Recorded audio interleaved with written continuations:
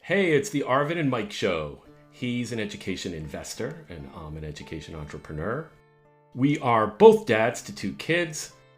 He's a Carolina Tar Heel with Indian parents, whereas I am a Duke Blue Devil with Jewish parents. All of which meaning there are 4 retirees out there disappointed that neither of us became doctors.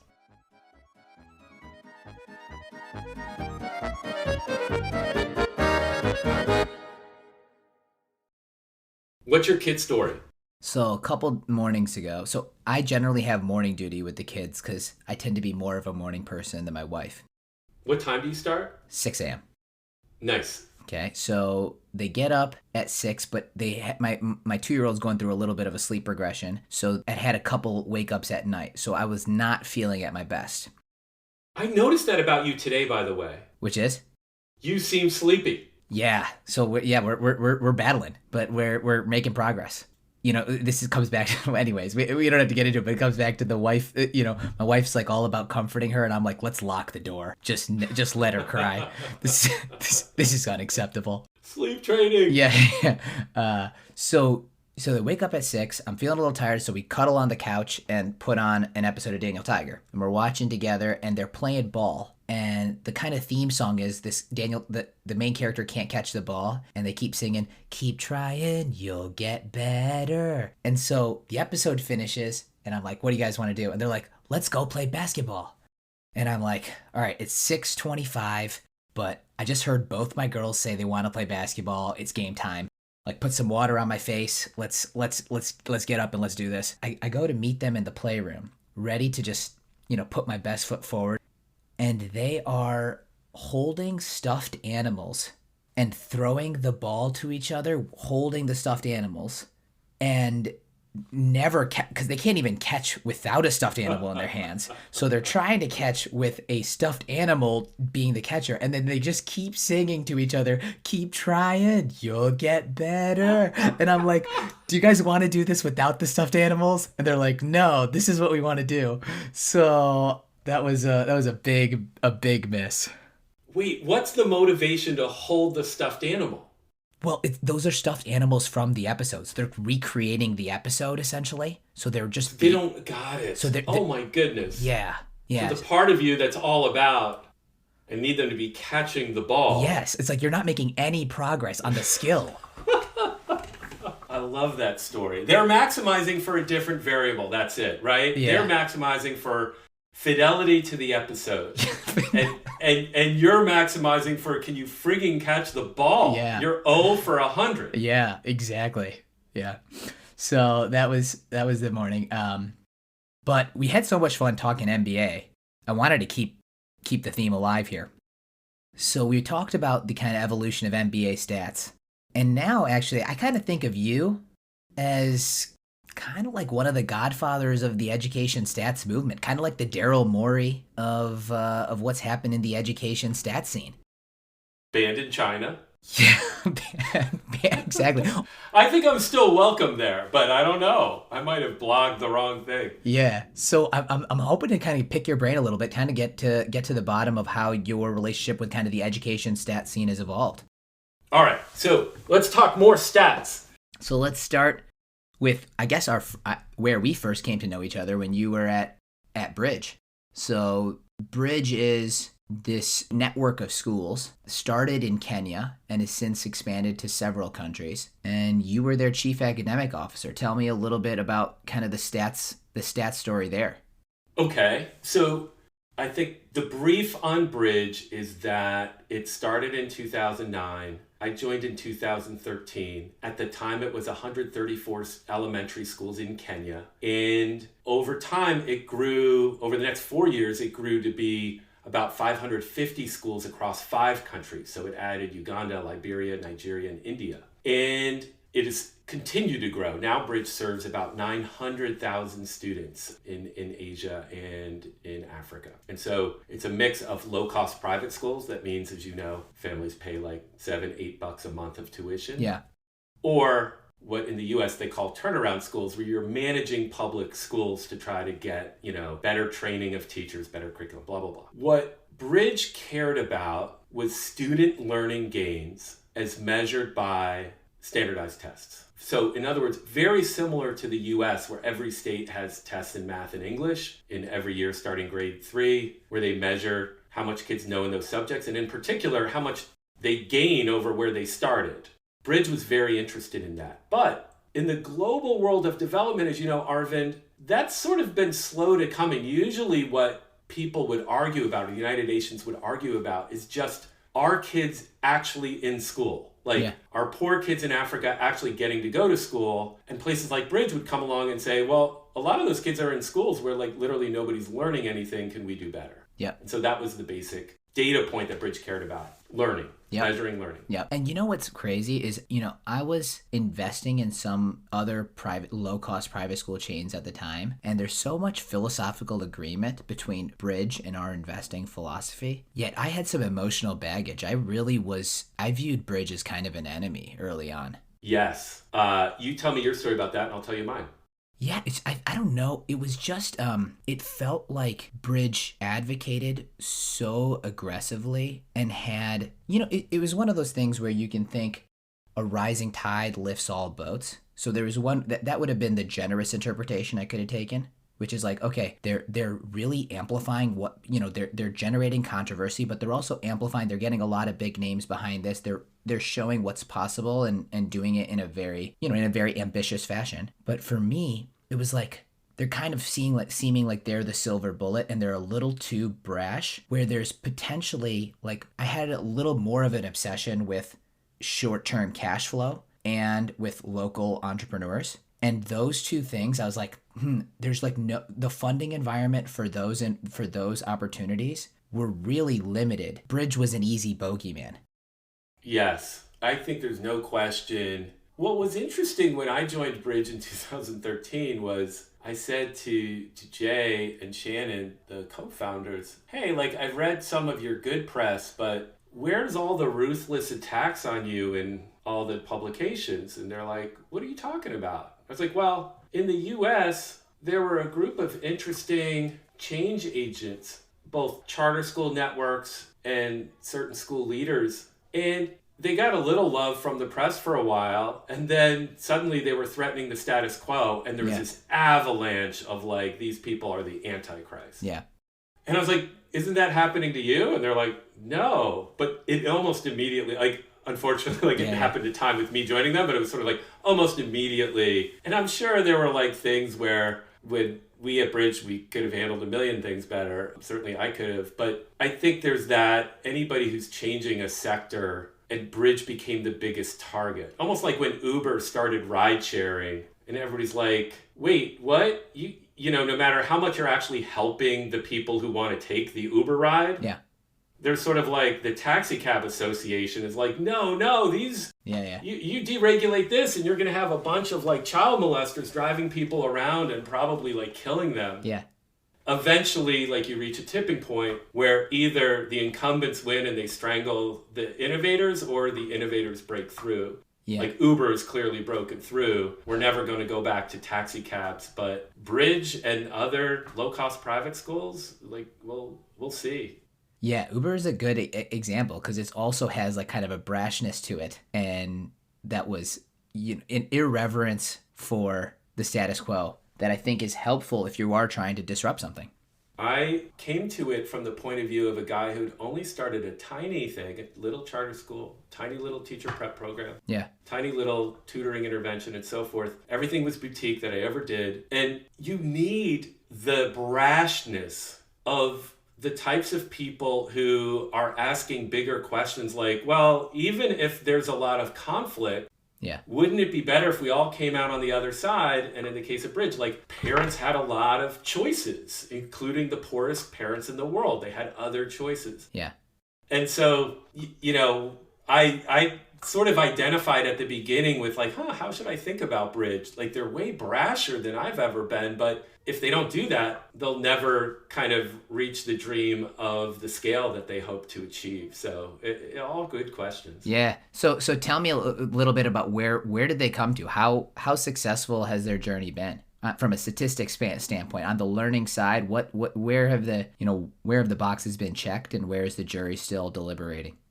Well, I think an important scorecard will soon be published, and it'll get some attention because the guy who did it just won a Nobel Prize in economics. And so when that one comes out, I think it will shape the debate to some degree. And of course, economists use randomized control trials, and they sort of take they want to control for who's attending, right? So the design of these studies, but if it were an NBA statistic, it would be like some advanced metric, right? Yeah, but that's kind of the end point. But you started a lot smaller, right? So what were the initial data points what were the hurdles that you were trying to solve from a stat standpoint for you? At the beginning, you start with your own internal tests. Like you give kids tests at the beginning and end of the year in math and English and Swahili and other subjects. And then you give it again at the end of the year or different points in the year, and you're measuring how much they're gaining. Yeah. And you're looking for sort of two comparisons. One is, how much are they gaining compared to nearby public schools, right? Like from a parent's point of view, that would be the alternative. You can go to a Bridge or you can go to a nearby public school. Like, which place is better at helping kids make learning gains? And then because Bridge had a bunch of schools, you're looking at variation across your schools. Like, we have some schools helping kids make large gains. How are they different from the ones where kids are really struggling? Yeah.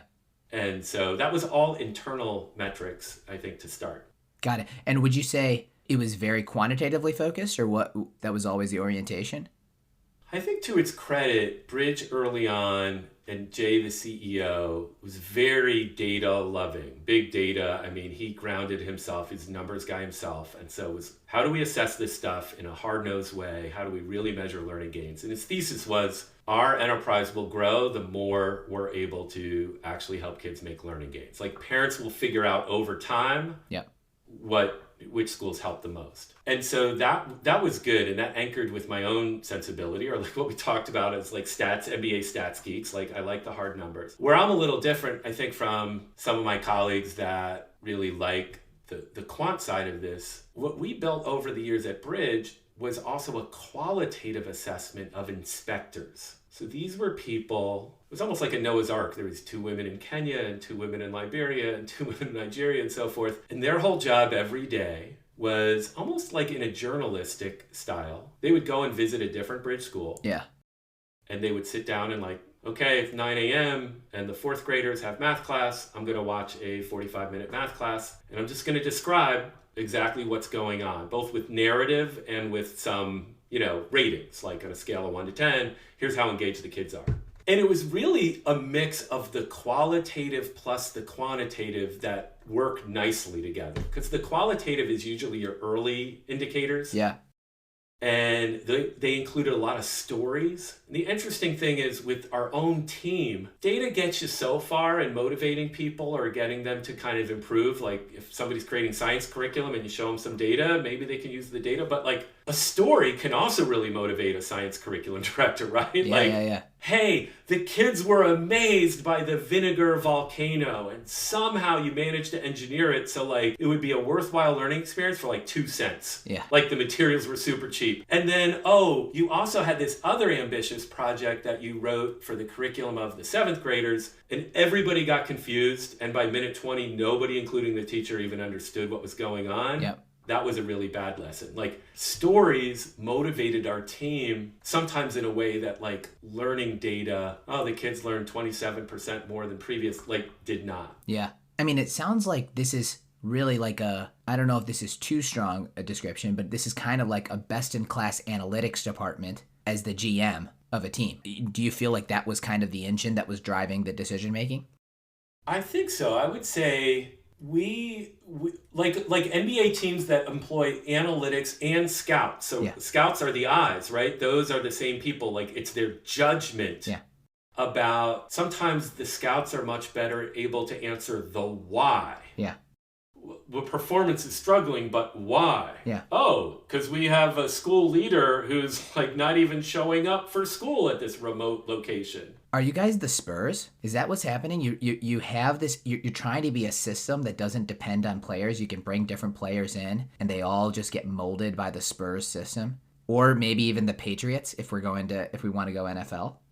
I would say you're not it's not that you're sort of, oh, talent doesn't matter. You want the best people you can get. But what is true about the Spurs and the Patriots, and hopefully Bridge to a degree, is they use quant stuff and qualitative stuff to better improve their players. Like what most Patriots players say after they retire, if they've played for Bill Belichick of the Patriots or they played for Greg Popovich, is they actually improved more during their time with that team compared to their other team. So like Randy Moss, best receiver ever in football, said, I was so impressed with how the Patriots were able to get the most out of me, how they prepared me for every situation, all these other things. So I had my own natural talent, but they got more out of me. And so I think, it's like at your best, you hope to be, a fraction of what those organizations are. Yeah.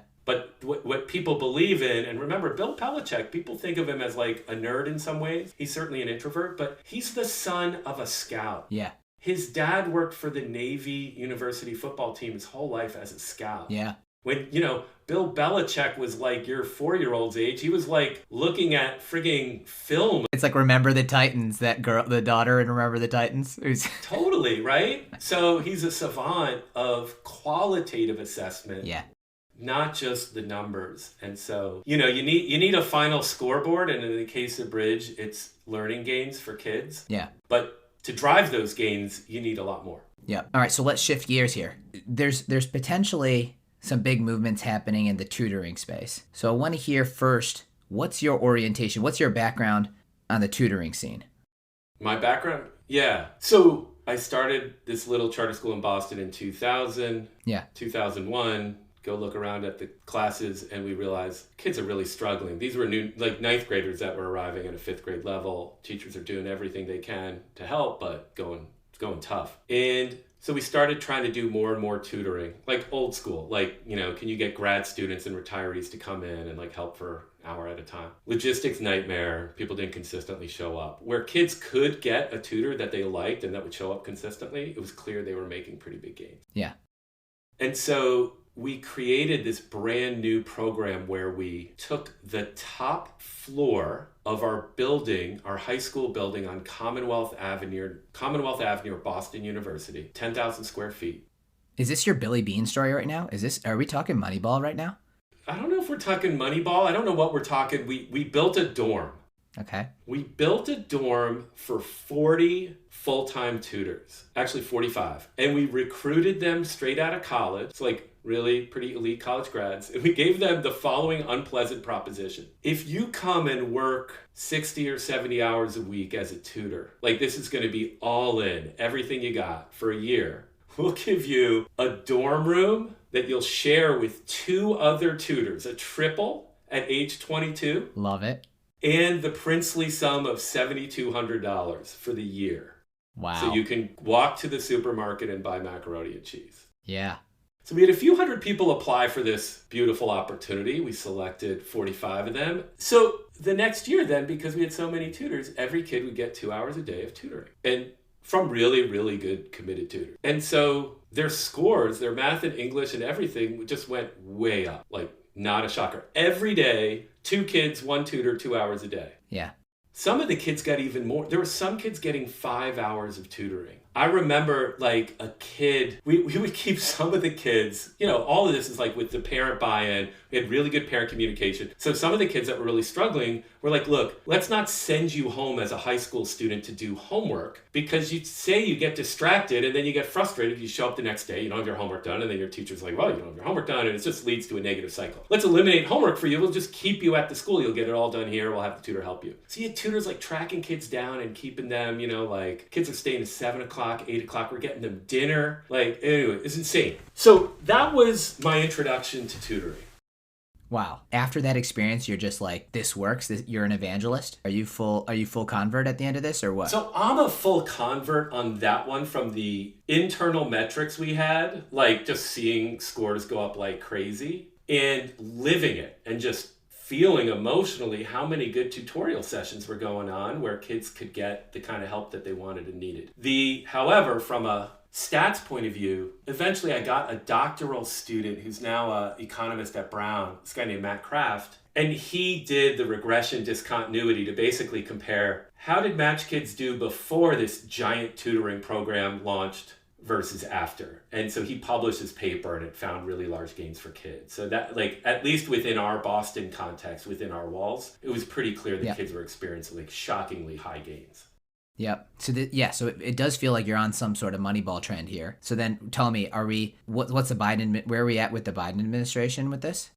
Well, in the coming years, there were some districts that adopted this model. So Match, like our little nonprofit, did a version of this in 9 like Houston schools where we basically hired and deployed 250 full-time math tutors, and then those scores went way up. And then my colleague, Alan Safran, spun this out into a whole new nonprofit called Saga. And Saga basically brings this magic. He's got people in Chicago, New York, DC, Miami that are, these full-time tutors doing this magic with the kids. And so there are additional really high quality evaluations that show kids making very large math gains. And so it's like, hey, it's a hit. The research is showing, quote unquote, high dosage, headline in the New York Times, high dosage tutoring creates unprecedented gains in inner city kids. So now we're talking Red Sox.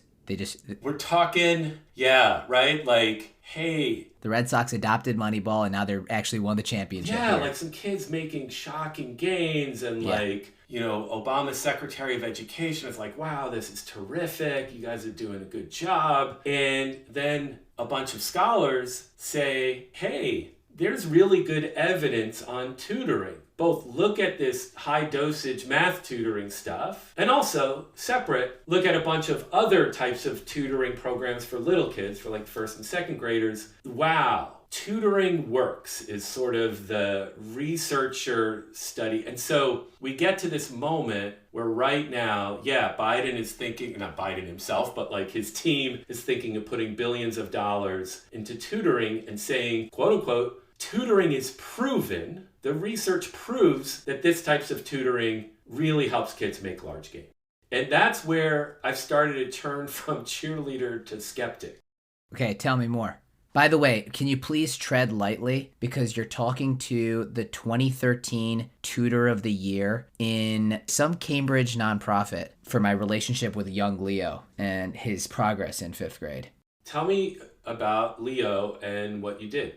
Well, Leo was this wonderful kid, really great guy, and he was really struggling with just paying attention and focusing on anything related to schoolwork. He just found school and schoolwork completely uninteresting. And I was having trouble, it was 2 hours a week, so it wasn't very much in terms of how much time we were spending together. But I was noticing that we were having a connection over our kicks, which led to basketball discussions, which led to sports. And he had a real love for sports. So I would get him to do some work a little bit here and there. But what really accelerated was his mom's name was Maria. And when she picked him up, and I just said, hey, can I meet him at a park to play hoops one time? And so then started I played basketball with him a couple times and then also played tennis with him one time. And the fact that he had a relationship like that was beyond just the academic environment, he made him so much more receptive because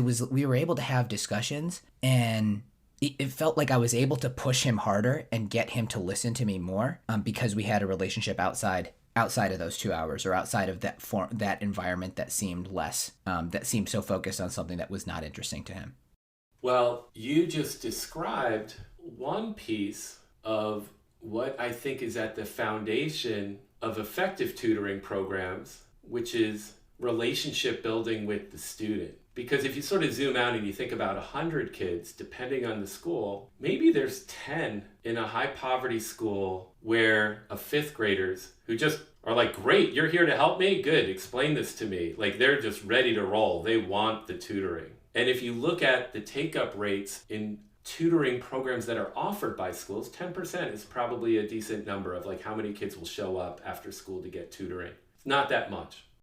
Yep. The other 90% are going to live or die based on how much the tutor is able to build a relationship. That's one big driver of whether kids will engage. Another is the details of exactly what the curriculum is and what you're actually doing when you're doing the academics and whether kids derive value from it. Yeah. Another is like the overarching structure and like, is there a school leader who's really creating a good culture and climate for all the tutors and kids to be in the room together and learn? Or are a couple kids off the wall and running around and going bananas and sort of distracting everybody else? Like, who knows? What you just described is that the tutoring organization, they cared enough to give you Tutor of the Year because they value this kind of relationship building. And what I'm worried about is there are a lot of small, successful outlier tutoring programs where this stuff was really carefully cultivated and very intentional. Like instead of just you randomly deciding that you're going to call the mom and say, hey, you mind if I hit a few tennis balls with your son? I'll have him back by 6:30. We'll be at the park 3 blocks away, blah, blah, blah, and respectful and all these things. They like systematize that stuff. So you're not just freelancing to invent it. Yeah. And as a result, they get unusual results because there's a million details and they get those details a lot more right than wrong. A typical tutoring program, this is what I fear. It's not that. It's like, hey, we're recruiting for tutors. Do you want to show up and tutor? Average person. Okay. I show up. There's Leo. Leo's like, who are you? What are you doing here? Well, I'm supposed to tutor you. Well, I'm tired. I don't want... What? Why am I even here? Oh, okay, fine. I have to be here. Oh, huge sigh. And you can just imagine that's where most programs go off target. So I believe that a very well-run tutoring program with the right leaders and tutors can get and does get great results. But I don't think that is what I expect to happen when the administration scales up tutoring. And from the point of view of districts, remember, they have hundreds of tutoring programs they've already run and shut down over the last decades. Yeah. But what's the alternative? I guess one alternative is not to spend so much money. One alternative is not to spend money. I guess the other alternative that I've proposed is make it easy for school systems to try tutoring programs, but evaluate them pretty quickly and only continue them if they seem to be having success. And that can be qualitative, like teachers, principal, parents, kids, tutors actually think they're generating value. Or it could be quantitative, where you're measuring the learning gains or some combination. But there's so many tutoring programs that like don't stand up to your eye test that you were describing in the NBA thing, right? They're just like, the ball is bouncing off their hand. That you walk into the tutoring session and no one is actually doing anything. And there you might as well shut it down right away. Yeah. How much of the recipe is, you're talking about the potential for systematizing some of those elements, around the relationship building, but how much of it is about just the actual people involved? Because actually one of the things, a little pet theory of mine, which is the difference between a great teacher and a great tutor is a great teacher finds a way to connect with all students, and a tutor is great. See, I consider myself a poor teacher, but an excellent tutor, and an excellent tutor because if I can find... With one kid, if I like that kid, I can work magic. But with an entire class, I frankly can't keep as much interest in the kids I don't like. So that was always an issue when I was a tennis coach and I had a class of kids. I would devote an inordinate amount of attention on the ones I found most talented, most engaging, and they would do amazingly. They would love me. But then the kids that were kind of jerks or, completely disinterested, I just didn't want to waste my time. Yes. Is that something that you feel is a difference? So I recently had this discussion with a guy who runs a really big charitable foundation. And he's like, well, you're a little bit of a cheerleader turned skeptic when it gets to the scale of this stuff, if it's the federal government doing it. What could be helpful? Do you have any ideas of like what would make more kids get better tutoring? And I was describing precisely what you said. I think kids, Leo in this case, should meet and have 3 short tutoring sessions with 3 different tutors and let little Leo decide who he wants as a tutor. And in fact, depending on the logistics, I would start by also letting Leo decide whether he wants a 4th option of no tutoring. Because let's get going first with the early adopters. Like, Leo meets 3 people, Arvind seems good. Yeah, you know what? I guess I would prefer to get tutoring from Arvind versus nothing.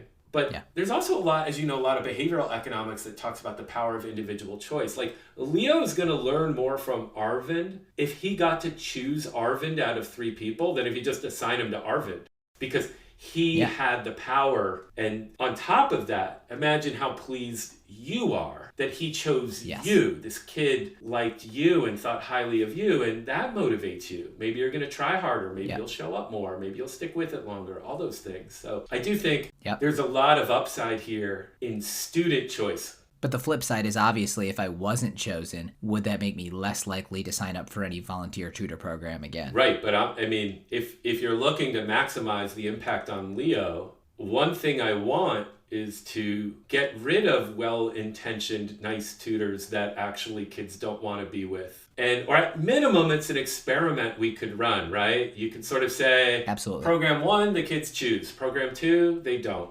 Otherwise, they're the same. Yep. Let's see what happens. Let's carefully measure their impact, right? There's a million different things that you could try like that. Yeah. When you're talking about Biden rolling out this, potentially big programs in tutoring, it does make it seem like the more kind of agency students are given in that process, I guess the more your chances are of keeping it on the rails.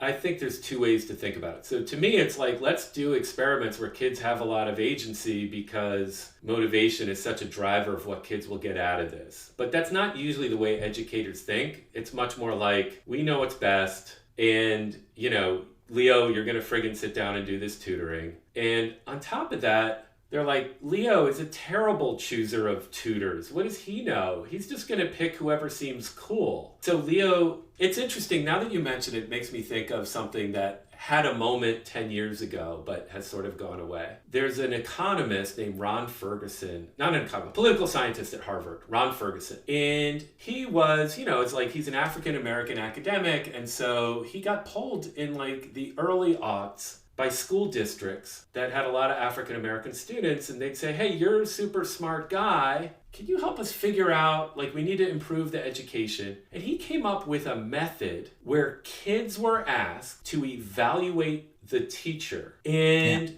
a lot of people were like, in normal education, people were like, blah, kids, they don't know, they'll just, anybody who gives them candy will be the ones they like. But he actually created these really good methods. And then when Bill Gates spent $100 million to do his measure of effective teaching project, what they found, to their surprise, is that Ron Ferguson's instrument, where you ask kids their opinion about teachers, is more predictive of good teacher than principals' own evaluation of teacher. That if you're looking, in other words, let's say the data on the back end is where kids made the largest gains or not in a classroom.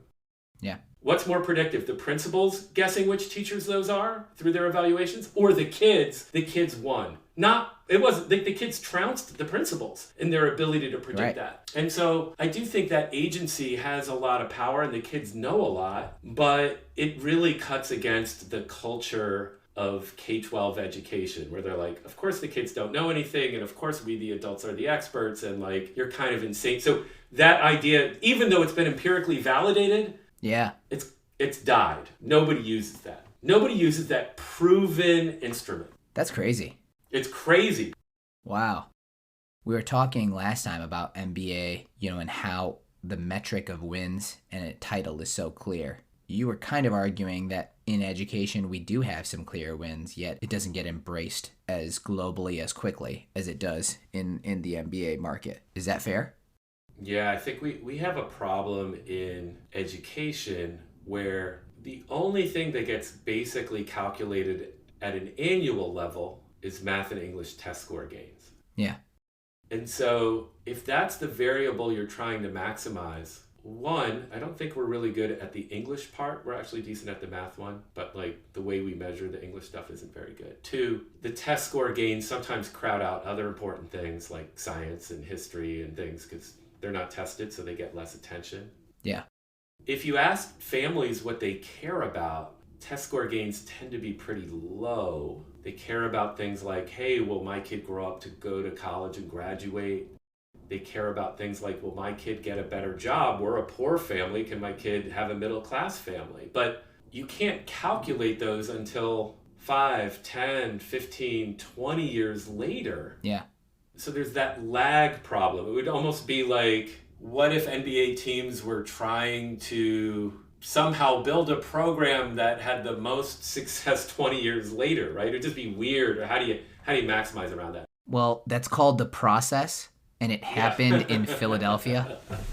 So anyway, here's what I think that I've noticed, and I'm basically proud but disappointed to some degree with my own work, with my little charter school in Boston and all the mistakes I made along the way, and with the sector as a whole. I'm proud in that I do think the reason families really try hard to get, into these schools and often sign up like 10 to 1 for the lottery, admissions process. So there's a lot of families trying to get into these schools because I think they get a lot of cultural stuff right. I think charters have had some charters, and certainly in Boston has the charters in the nation with the largest test score gains of every city in the country. In other words, the largest outperformance, Arvind, compared to the local traditional Boston public schools.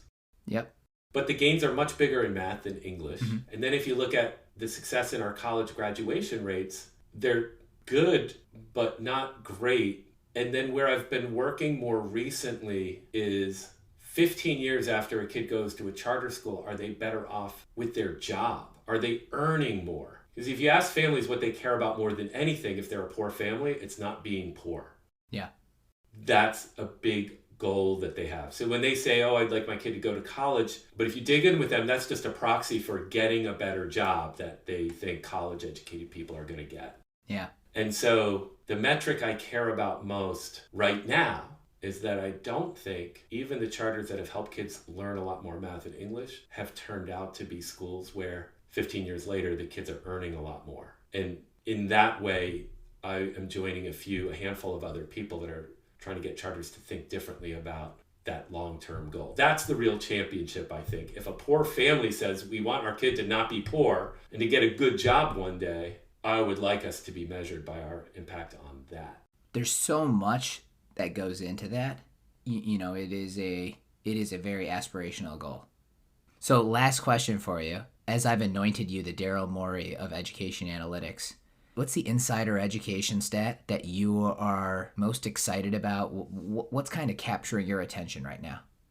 One thing I loved that just came out is an evaluation of a national program called Year Up. Okay. And Year Up is a nonprofit that helps people who are typically, I think, high school grads get a very specific type of training, both in technology and in corporate professionalism, I'm not sure how they call it, but that's what I would call it. And Arvind, most programs that do this type of training, when they get carefully evaluated, show no effect. Year Up has had a persistent, large positive effect on the earnings of their people. In other words, these kids, 19-year-olds that go through this program, are getting much better jobs, and they're following these kids 5, 6, 7 years later, and those gains are persisting, which is a very rare, great victory lap, like they won the title, if you will, along with a couple other things on like helping non-college people get better jobs. Yep. And I love it because the process they were willing to go through was they had a first set of randomized control trials that showed the kids were doing well. And then they agreed to kind of have it followed for years and years when a lot of people speculated those gains would disappear. And so, in other words, in every possible way, this program is delivering. Nice. Most education organizations, when they think of data and analysis, they think of, I want to hire a McKinsey-type consulting group that will tell me what I already want to hear. In other words, in all walks of human life, many people are shopping for, tell me what I already believe to be the conclusion, but make it really with a lot of cool graphs, because then I could go tell other people that I'm right. Yeah. Wouldn't it be awesome if, for the practitioners who were out there, teachers, school leaders, policy leaders, that were not looking for data and stats simply to reinforce what they already believe, but instead for this minority of practitioners who actually wanted data to drive their performance up, that it was easy for them to get that data. So is this Contrarian Analytics as a service? Yes. That would be awesome. You know, in the NBA, when you win a title, there's like this parade. We really take time to celebrate the championship. We get rings, there's banners, and then obviously everyone moves on to how do we focus on repeating. No one's happy with just one. They always want to repeat. But they do take time to celebrate. Whereas I'm not sure in the education community there's enough of a celebration for the victories when they happen. Because really, we should be celebrating those. Yes, what a great point. I mean, I'm sure literally like the guy who runs this and founded it named Gerald Chertavian, I bet his like next door neighbors, they don't even know, right? But nobody knows Year Up won the title. But even the people that do know, their question is, how do we scale this up? How do we make this? There's not really like a celebratory element to this. Yes, it's really just like, how do we move this onwards and upwards? Yes. Which is just interesting. It is interesting. It is interesting. All right. Well, thank you for sharing the education stat story. And I'm looking forward to seeing you build your next championship team. All right, man.